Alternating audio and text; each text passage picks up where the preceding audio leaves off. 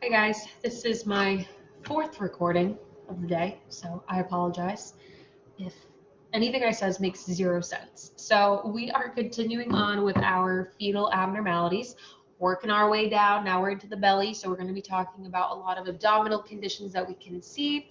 We're going to be starting with our abdominal wall first. So not so much talking about like the actual contents itself, but basically there's an abnormality with the abdominal wall development and it allows for these conditions to occur. So we can have bowel herniation that kind of comes through that abdominal wall. Like we know in early OB, it's normal to see a midgut herniation. That's normal because the baby is growing at a rapid rate that their abdominal cavity cannot keep up. So we kind of get like this small little normal bulge. This is different than that. So this is when we're actually going to see herniated matter coming out of the baby's belly. So liver, intestines, all of that stuff is going to be coming out. Also important to make sure that you are saying that this herniation is occurring in the abdomen and not in the chest. If we're seeing something coming off of the chest, that's going to be pentology of Cantrell and maybe even ectopia cordis if it's the heart coming out of the chest. So we want to be aware of our precise anatomic location in order for an accurate diagnosis. Here is what this is going to look like. Also can be very easily confused with a cord insertion. So we want to make sure that we're putting color on that area. If it were the cord, we would be getting color, right? But it's not. So we're not going to get any sort of color flow that pops up with that. And it does look very different in that transverse view as well. Next, we have gastroschisis. So this is something that is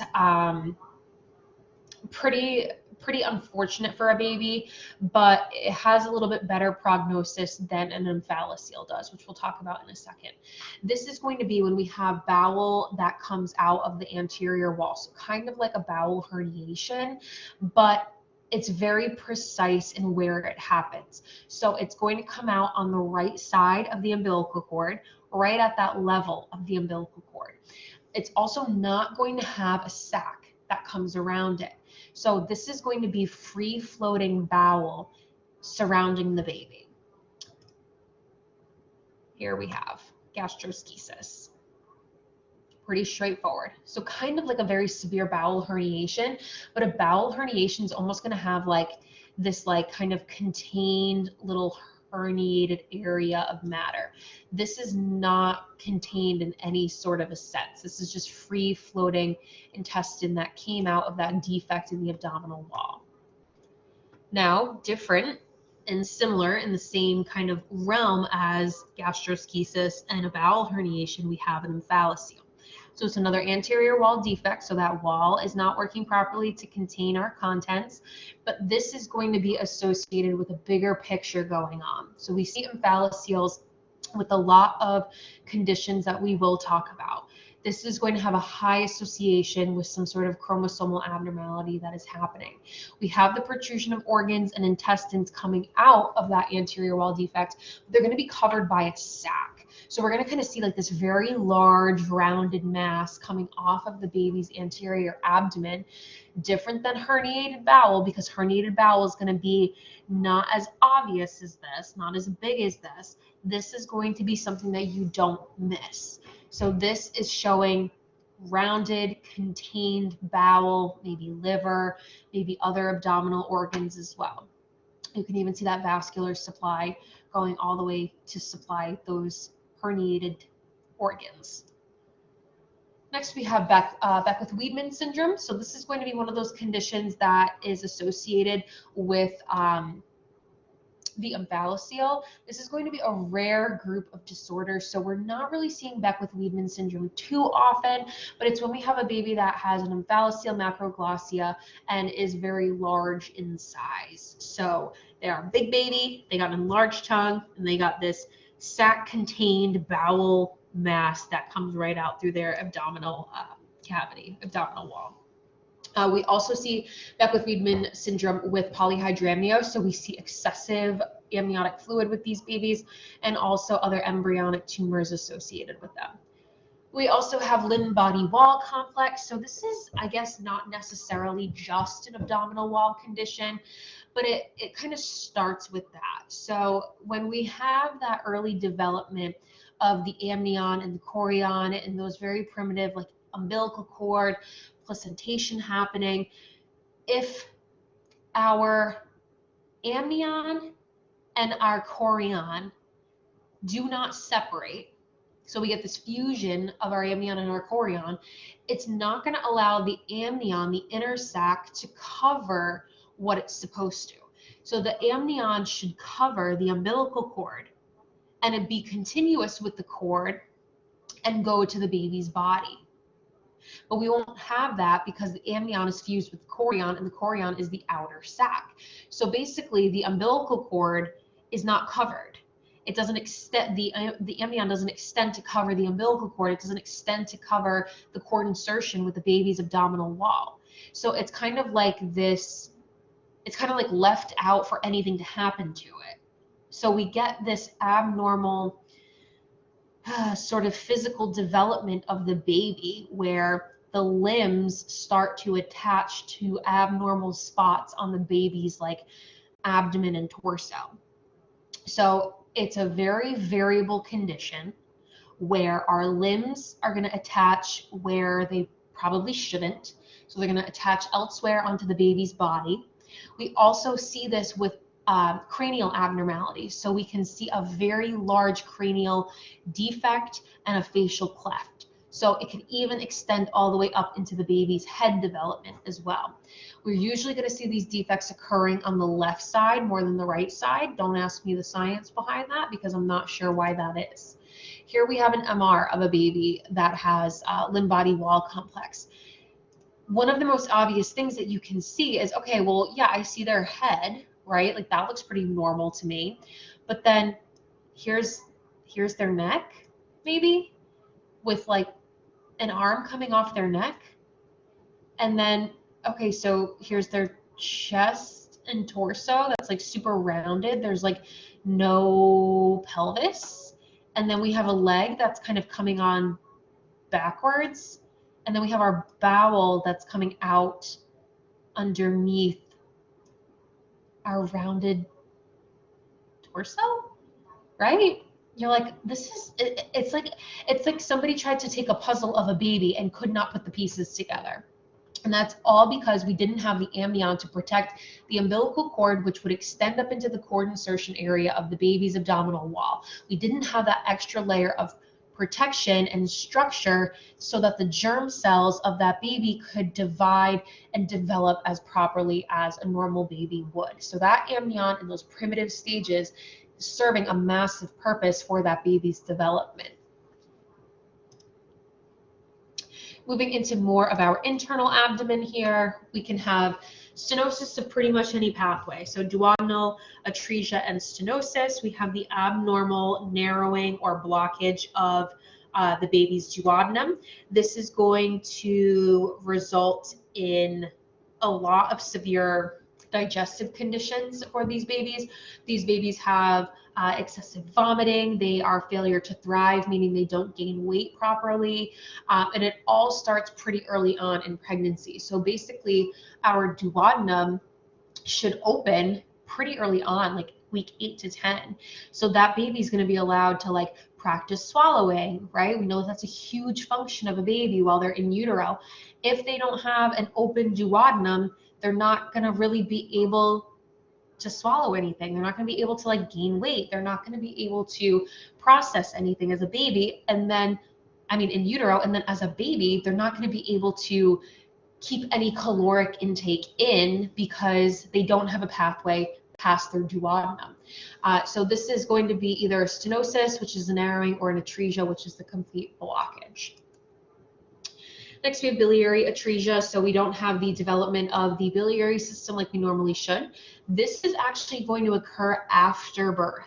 So 2 to 8 weeks after birth, we're going to get this blockage of the bile ducts that's going to result from the failure of them to have recanalized after birth. So those bile ducts are going to open up after birth. Like we know with everything else in the liver, we know a lot happens right at birth in terms of fetal circulation. So if our bile ducts are not opening during that time, that's when we're going to get this biliary atresia. It's also going to result potentially from an infection during the fetal period. So if the baby got an infection from the mom while they were in utero, it can cause this to happen after birth. So very bizarre condition. Intestinal obstructions, so just like adults, babies can get intestinal obstructions, blockages. They can occur anywhere in the intestinal tract. It could be the entire length of the bowel. It could be just a segment of the bowel. It's going to be most common in the jejunum and the small bowel rather than the duodenum. The only thing that we're really going to see in the duodenum is going to be an atresia or a stenosis. So it can occur with stenosis, it can occur with atresia, it can occur with malrotation, so the bowels are rotated improperly. It also can include cystic fibrosis. So as we learned about cystic fibrosis when we learned about the pancreas, our bowels are susceptible to that mucus as well, and that can cause an actual blockage too. And then volvulus as well. Hydramnios is going to be common with these babies. The more distal the obstruction, the less severe the hydramnios is going to be. So we can have poly or oli. It's going to depend on where our blockage is and what is actually occurring with that baby. But just know that the more distal in the tract it is, the less severe those abnormal fluid levels are going to be. Just a cross section of the baby's abdomen, showing that blockage with all of that fluid back up. And then we also have some additional intestinal conditions, not super common, Hirschsprung's disease, meconium peritonitis, and hyperechoic bowel. Meconium peritonitis is actually something that we see quite a bit during birth, and although it is more common than the other two, it's something that we're very prepared for. In the OB world, physicians are very prepared for it, nurses are very prepared for it. So although it may seem like a very concerning thing for the baby to have, it's really okay with modern technology. What it is the baby got peritonitis because of a bowel perforation in utero.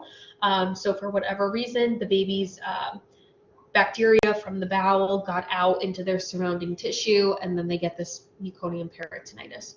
Meconium is talking about baby poop. Baby poop is not actually real poop. We kind of just call it meconium. The baby's first poop that they have after birth is black like tar because it's like not real poop.